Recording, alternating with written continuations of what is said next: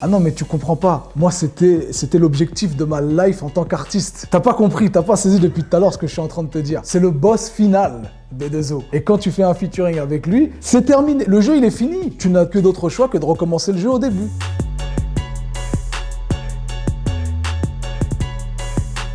Ok, c'est Grand Medine et je vais vous parler de mes featuring. On est sur Melty. Toujours un plaisir d'être avec vous. Bangering.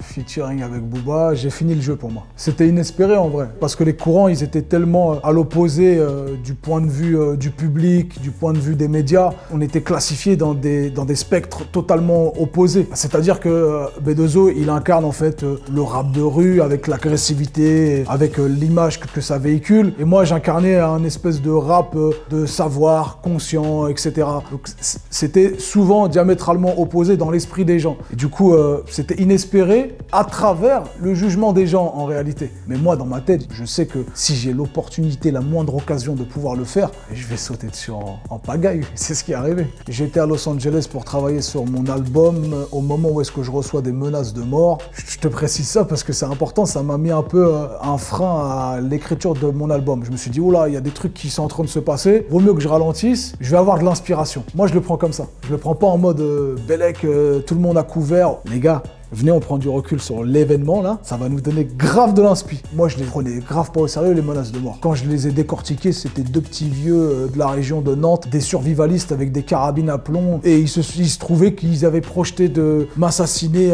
pendant mon concert au Bataclan. C'est un épisode de South Park là. Vous vous rendez compte de ce qui est en train de se passer là? C'est gaulerie, t'as allé ouf en fait. Et donc, la voie de sortie, ça a été de dire, bah, on est à Los Angeles, venez, on va à Miami, on écoute des trucs en studio avec B2O, et puis on voit si ça match. On a écouté plein d'instrus. On n'a rien écrit ce soir-là, on a juste discuté jusqu'à pas d'heure, on a mangé un indien et puis on est rentré et puis on s'est dit bah vas-y, ça sortira quand ça sortira. Et on a sélectionné 2-3 instrus et au final on n'a pas du tout pris les instrus qu'on avait sélectionnés. Il m'a envoyé un truc un soir, une espèce d'ébauche, j'ai dit ça tue sa mère, j'ai pris l'ébauche, j'ai fait un montage chez moi en studio, j'ai posé mon couplet, en 48 heures c'était réglé. Tout le fruit de nos discussions en fait a donné ce morceau-là. Moi je fonctionne beaucoup comme ça avec les feats, quand on fait le featuring je suis en 9 à total, la séance studio je suis en 9 à total et je l'assume totalement. Moi, quand j'étais petit peu, je me tuais à temps mort, je me tuais à tous les albums qui sont venus derrière, tu vois, Westside, c'est pharaonique. Et voilà, pour moi, je finis clairement le jeu quand je fais mon featuring avec Booba, c'est plié, c'est terminé pour moi, vraiment.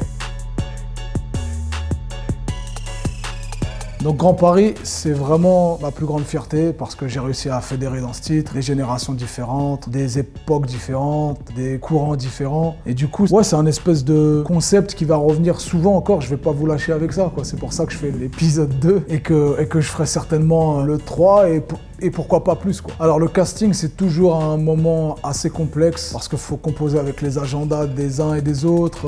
Et là, bizarrement pour Grand Paris 1, l'alignement des planètes total. Quand tu arrives à réunir tout le monde en studio sur 48 heures, tu peux te dire que tu es vraiment chanceux. On réussit à réunir le casting de Grand Paris 1 au studio de Youssoupha et tout le monde vient, tout le monde est enjoué de participer au truc. Dès que ça écoute l'instru dans le studio, c'est wow, l'instru tue sa mère. Attends, c'est où? Vas-y.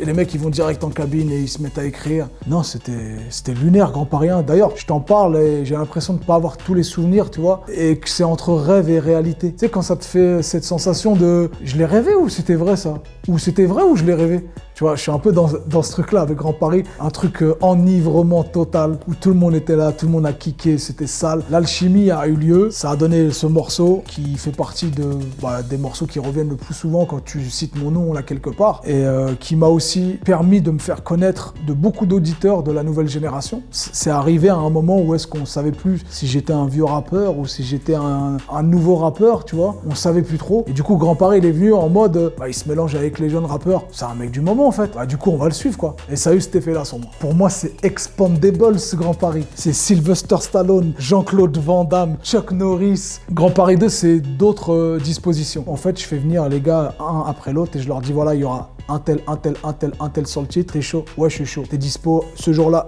et ce jour-là? Ouais, je suis dispo. Tu viens, tu poses ton couplet. Et ça s'est passé comme ça. Tout le monde est venu à la queue leu-leu, à poser son couplet. Tout le monde voulait écouter le couplet des autres. Il dit non, je t'envoie l'instru et mon couplet. C'était le seul access que je leur ai donné. J'ai réussi à un Grand Paris 1. J'ai la recette pour le Grand Paris 2. Laissez-moi faire, je vais bien l'organiser. Le spectre va être aussi large que Kobalade et Oxmo Puccino. Koba, il apporte une espèce d'énergie, une folie, un truc tellement actuel que ça en devient futuriste. Tu te dis, mais c'est actuel ou c'est quoi les placements là? Comme ça m'avait fait avec Nino, par exemple, sur le 1. Nino, quand il est venu poser son couplet, nous, trentenaires, presque quarantenaires dans le studio, on se dit, mais ils sont bizarres les placements là. Il est pas hors temps là. Tu valides Nino? Ouais, moi c'est comme ça que je le vois, je le valide. Bon bah vas-y, on garde comme ça. Tu réécoutes le lendemain. Tu te dis, mais le bâtard ce qu'il a fait. En fait, c'est nous, on n'était pas prêts, frère. Il était dans le turfu. Tu réécoutes une semaine après, un mois après, un an après, 3 ans plus tard, comme on est aujourd'hui. C'est un des meilleurs couplets, Nino, ce qu'il a fait. Les placements, ils étaient avant-gardistes. C'est ce qui se passe avec Koba, par exemple. Tellement c'est des placements différents, t'as l'impression que c'est futuriste, quoi. Tu te dis, ah ouais, c'est tellement moderne et actuel. Et Oxmo, à l'opposé, il ramène quelque chose de très assumé, un espèce de mec bien dans ses baskets qui reprend même des phases actuelles sans faire du jeunisme. C'est une faille temporelle. Voilà, tu plies le couplet de Koba et le couplet de Oxmo, tu le réunis comme ça sur le spectre de Pro Tools, tu crées un trou noir et tout le rap français est aspiré dedans et ça devient un nouveau cosmos. C'est comme ça que je le vois. Alors avec Attic, j'aimais bien ce qu'il faisait, j'avais repartagé 2-3 trucs et du coup ça a matché. Il m'a envoyé une instru, je dis c'est bon, je suis ton homme. 2 semaines après c'était plié, je crois, c'était juste une question d'agenda et ça a donné le titre Baguette Magique. Je suis allé enregistrer chez lui et puis après j'ai rencontré Attic et puis humainement c'était fluide entre nous, c'était mortel. Il a des grosses rêves, Attic, il connaît bien le rap français. On se retrouve sur la tradition, voilà, des gars qui aiment l'écriture, qui aiment le bon mot. Donc ça a bien matché sur le premier titre. Je savais très bien qu'il allait avoir un match retour à un moment donné. Comme moi, j'étais en train de faire mon album au moment où est-ce qu'il m'a demandé le feat pour sa mixtape. Je me suis dit tout de suite, ni une ni deux, voilà, on a fait un premier titre, on en fait un deuxième ensemble. C'est l'usage aujourd'hui. Je trouve qu'il a une personnalité qui va loin dans les sujets, il extrapole. Je suis allé à Granville pendant les sessions d'écriture de son album avec toute son équipe dans une bête de baraque, premier vue de mer et tout. J'ai grave kiffé l'ambiance là-bas, tu vois, de son équipe, de comment il écrivait et je voyais comment son processus de travail, il m'a mis une tarte. Le gars, il n'écrit rien, il vient au micro, il répète 19 fois s'il faut un espèce de bout de texte de 4 mesures jusqu'à ce que ce soit comme il l'a envisagé. Tac, puis il passe à la partie d'après, sans rien écrire encore. Ouais, je trouve ça impressionnant. J'ai vu que 2-3 gars, moi, le faire, ça. Je sais que Jay-Z fait ça et je sais que Salif faisait ça. Je l'ai vu faire en face de moi et c'est des grands blazes. Attic, je sais que son prochain album, il va tout niquer. Et là où est-ce qu'il m'influence artistiquement, c'est l'interprétation. Son supplément d'âme, ce qui fait que Attic est au-dessus de la mêlée des artistes actuels, par exemple, c'est son interprétation. Je trouve qu'il a du Diams en lui, il a du Soprano, il a du Kerry James en lui, mais c'est pas donné à tout le monde. Beaucoup savent rapper, beaucoup savent kicker, beaucoup savent faire de belles mélodies, mais peu savent transmettre une émotion. Un petit morceau totalement fité avec la MIF, quoi. Très fier de ce titre. Coécrit avec Massoud. Au début, ça part d'une boutade. Le truc, c'est viens, on fait un titre, non? Ouais, vas-y, pourquoi pas, comment on fait? Viens, on écrit des trucs et puis ce que t'as envie de dire, au final, on le garde, quoi. Juste, on l'organise. Ah ouais, vas-y, viens, on le fait. Puis on a écrit un titre et puis il est allé en studio. Ça s'est bien passé, il était assez à l'aise et on a kiffé. On l'a fait sur scène après, on l'a fait au Zénith. Le gars, zéro pression. La grosse pression qu'il a eue, c'était sa première date. Il n'avait pas encore son propre texte, il rappait un de mes textes à moi. Il me donnait la réplique dans un morceau qui s'appelle Global, où je parle de mon enfance et tout. C'était marrant, on était sapés pareil, il était en face de moi et en fait c'était un peu le moi petit qui parlait au moi grand. Et on a dû le faire à la Flèche d'Or, je sais pas si tu connais cette salle qui n'existe plus je crois aujourd'hui. Et la Flèche d'Or, c'était son track unique, c'est-à-dire qu'il a vraiment badé. Il s'est dit je le fais, non j'ai plus envie de le faire. Je dis c'est toi qui choisis. Si tu le fais pas là, tu vas vivre avec une boule au ventre toute ta vie. Donc je l'ai coaché mentalement. Il a fini par le faire. La boule au ventre, elle est partie. Et du coup, elle est tellement partie qu'il a zéro pression au Zénith, frère. Tu vois, il est là au Zénith, prêt à se jeter dans la foule et tout. Il dit oh.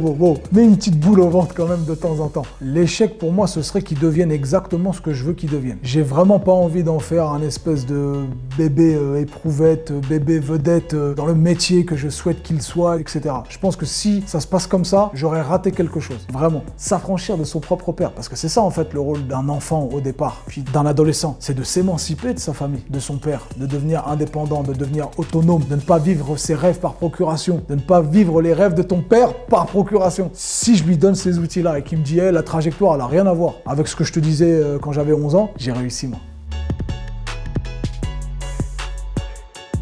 Soul King, c'est surtout Fianso à l'époque, sur un tournage, qui m'en parle. Il me dit, le gars, c'est un crack, etc.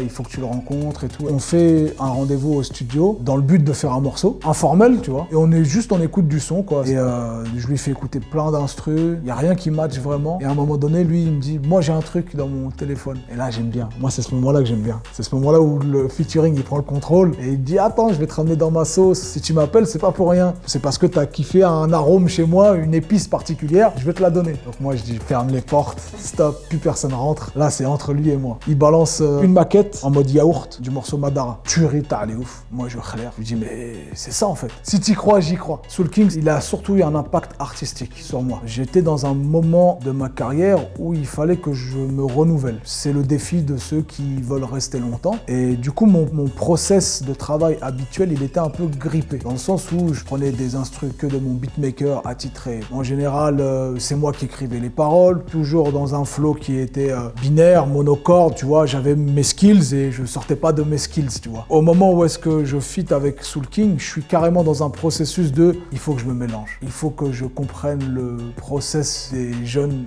artistes. Je veux voir comment ils travaillent, je veux voir ce qu'ils font, c'est quoi leur cuisine. Il faut que je rentre dans leur cuisine. Et donc, avec Soul King, ça s'est passé exactement comme ça. J'étais un peu en espion industriel, en fait. J'étais en Madara. J'étais en espion. Je rentre dans le truc et je me rends compte que mes méthodes sont obsolètes. Je tombe de haut, clairement. Comme je suis pas quelqu'un de nature à me laisser abattre, je dis, il faut que je m'adapte. Quand j'ai vu sa facilité à Soul King de produire des mélodies, d'être aussi à l'aise, sa façon de bouger en studio, c'était, je dis, waouh, le gars, il respire la musique, il transpire la vibes. Et moi, j'étais un peu scolaire. Je savais que j'avais envie de retrouver l'œil du tigre, tu vois. Et pour retrouver l'œil du tigre, il faut faire comme Rocky et Apollo, il faut aller à Los Angeles, dans les quartiers, dans les petites salles miteuses, là où ça transpire, mais là où est-ce que les gens, ils en veulent. Et c'est ce que j'ai fait.